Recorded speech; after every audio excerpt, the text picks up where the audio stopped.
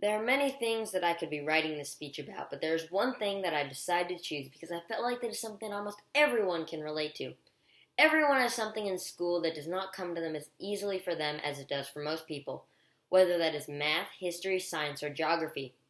For me, that thing is handwriting. I have a learning disability called dysgraphia. That means that handwriting is difficult. Google's definition of dysgraphia is a neurological disorder of written expression that impairs writing ability and fine motor skills. It is a learning disability that affects children and adults and interferes with practically all aspects of the writing process, including spelling, word spacing, sizing, and expression.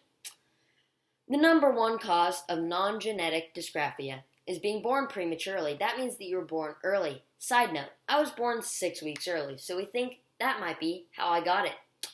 The symptoms of dysgraphia include cramped grip, which may lead to sore hand, difficulty spacing things out on paper or thin margins, poor spatial planning, frequent erasing, inconsistency in letter and word spacing, poor spelling, including unfinished words or missing words or letters, unusual wrist, body, paper, or pen position while writing.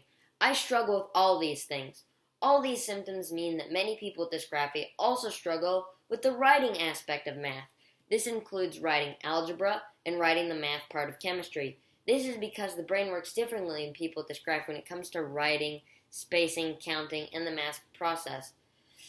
And that aspect of handwriting can add even more of a challenge. There's also a different learning disability called dyscalculia. I also have this. Dyscalculia is a math learning disability that impairs an individual's ability to learn number-related concepts, perform accurate math calculation, reason, and problem solving, and perform other basic math skills. People with dyscalculia and dysgraphia have problems with the writing and spacing aspect of math and the number and calculation equations.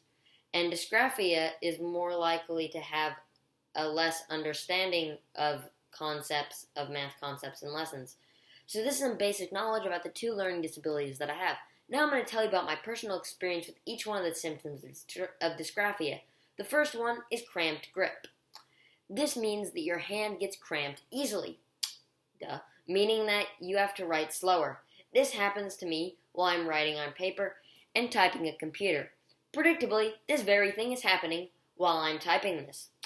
On computer, it is very easy to push through and overcome because you just have to push buttons. And normally, I only get them when I'm really trying to type fast, as I am doing right now. Overall, when typing, it is not that much of an issue and is only really an annoyance. On the other hand, writing on paper is an obstacle. It makes careful motions using a pencil hard, and it means that after writing for around 5 minutes, writing starts to get much harder. It also makes me want to go faster, which then makes my writing more sloppy, messy, and, of course, unorganized. One symptom that I don't have is a slow writing processing brain. Now, most people with dysgraphia get writer's block often and can't process writing as fast. I don't have this symptom, meaning that I have a fast writing processing brain, meaning that I know what I'm going to type sentences before I type it. In this case, while I'm typing this right now, that very thing was happening. This means that I naturally want to go faster. And now with typing, this is a good thing because it helps you know what you are going to type and say before you type it. Also on a computer, all the letters are the same font size, so you don't have to worry about spacing and other things like that. There's also spell check and Grammarly to help you with typing. And there's also the fact that editing is way easier on a computer than it is with writing. But this causes me to rush and do not look at letters as properly, and they can become unorganized and properly spaced while I'm writing, of course. Cramped grip also leads to many people with dysgraphia also getting carpal tunnel and making them more likely to get worse carpal tunnel, which then causes people's handwriting to get weaker and numb and their hands to do the same. This also can cause hand pain. Now, as you can expect, this would make dysgraphia even worse. Luckily, I currently don't have to worry about this, but it is something that I have to worry about in the future and will most likely deal with in college and high school. Another symptom is frequent erasing. This is more of an outcome of a symptom rather than a symptom in itself. This only happens because people with dysgraphia commonly make writing errors, so we, of course, erase often. For an example, just now it took me about 6 tries to try and figure out how to write erase, and I also had to use spell check to figure out how to spell figure, and that's just on the computer. For handwriting, it's much more difficult to do things like word spacing and spelling because you are trying to type on a computer, where with writing you mainly have to do it yourself. When it comes to typing on a computer, it is fairly difficult to make an essay look sloppy, mostly because it does the spacing, spelling, and word sizing for you. If it doesn't, you can very easily edit.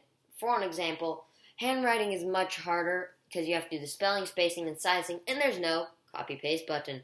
This means it is very hard to repeat your thesis while doing handwriting. The final symptom I have is unusual paper, pen, and pencil placement.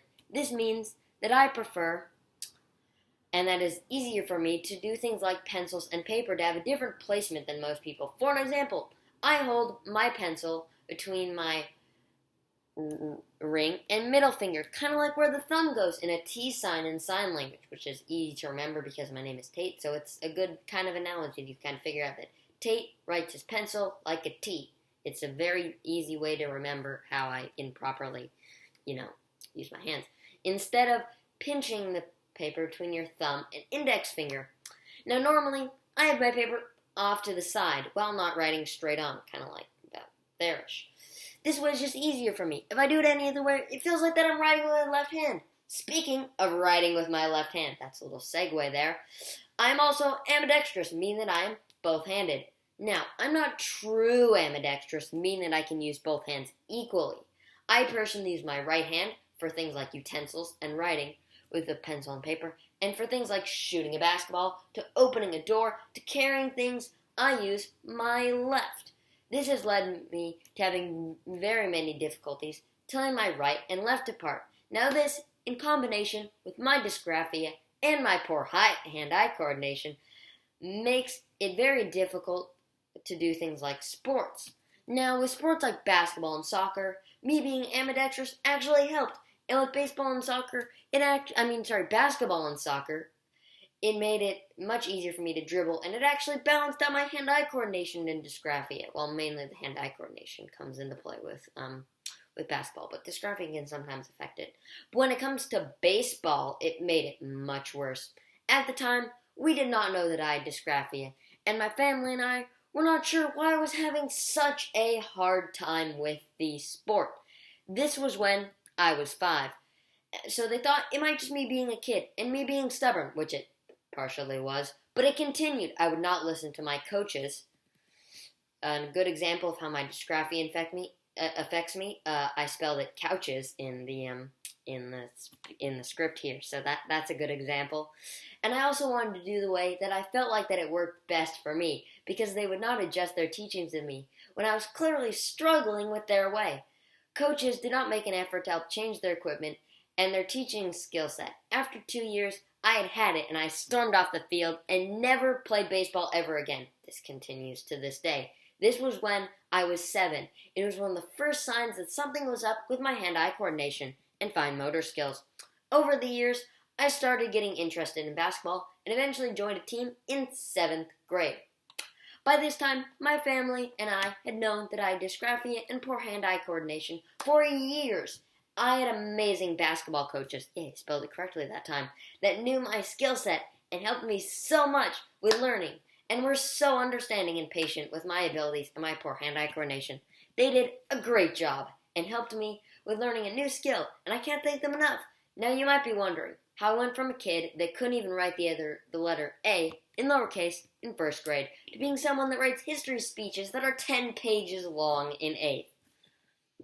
Well, it has been a long journey, so this is what I did. First off, we had the fact that my mom and grandparents had helped me so much when it comes to writing, whether that is editing my work, to looking for punctuation errors, or just having me practice handwriting. They've helped me so much. Next is the fact that my mom enrolled me in OT in 3rd grade, and I kept doing it until 5th.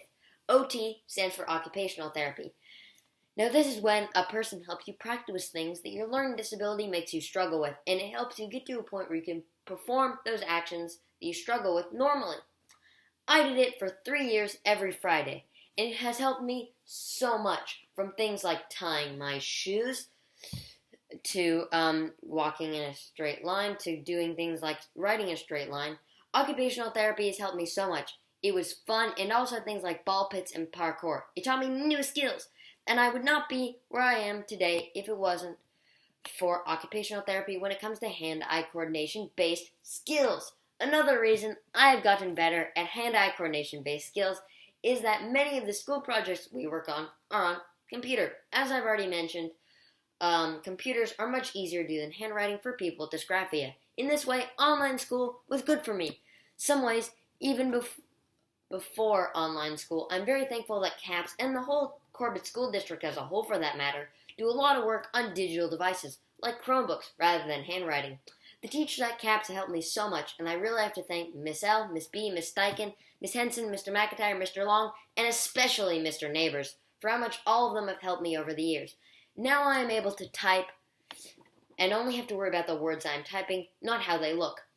I have been able to get my schoolwork done early, as I'm doing with this script right now. This helped me with editing my work and making it look more polished. To this day, handwriting is still very difficult, and I bet most of the intermediate kids and probably all the middle schoolers and even probably some of the primary kids have better handwriting than me. I can barely read, much less write cursive. And something as simple as a birthday card and making my writing look neat on it takes about 20 minutes, while I type up 3 paragraphs that are well worded and look great in that very time. When it comes to typing, it is just so much easier for me, and I've even advanced so much that I went from in 3rd grade taking 1 month to write little more than a paragraph in typing to going to do over 10 pages long for this first draft of this speech, and it only took about 2 days to write, really about 1.5 days. I'm typing a novel in my own time, and I've kept a journal, write lore for an after-school game with friends, and just type random lists and categories in my own free time. No longer is writing aggravating, and I actually have fun with writing. I know I do things like Google Draws that take hand-eye coordination, and I've also gotten much better when it comes to things like online drawing. Before it would take me a couple hours to do things like a high-quality Google Draw, but now I can do it in less than an hour. And I've already stated that I chose this topic because I felt like it's something that most people can relate to, but I also chose it because it is something that many people have. Somewhere between 4 and 20% of the general population. That means that there is almost a 100% chance that someone watching this speech has it. Most people with dysgraphia don't know they have it. Luckily, I have a mom with a doctorate in psychology, and she was able to figure out the problem and get me tested. If any of these symptoms I listed sound familiar, I would recommend getting tested for it. I took an online screening tool for dysgraphia just to see if they give correct results, and it said that I had an 81% of having it, so I think it did a pretty spot-on job. And if you can't get in contact with an in-person neuropsychologist for an assessment, an online screening tool is a great way to get started. And if you do find that you have dysgraphia, here is some advice that you need to do, or this is really always good learning advice if you have a learning disability or just struggle in school in general. Go to OT, get tutoring, get your work done earlier, play to your strengths, try your best, ask for help from your teachers and family, practice, practice, practice, and most of all, take every chance you do to do typing instead of writing. It will make things much easier. If you do these things, you will be on a path to success. If I had one lesson that I'd want you to come away from this speech learning, it would be that if you have something you need help with, get help for it. Well, that is how I went from a confused, angry, sad, and frustrated kid on a baseball field having a bad time to being a proud 8th grader that enjoys writing in their free time. Thank you, everyone, for watching this 8th grade speech.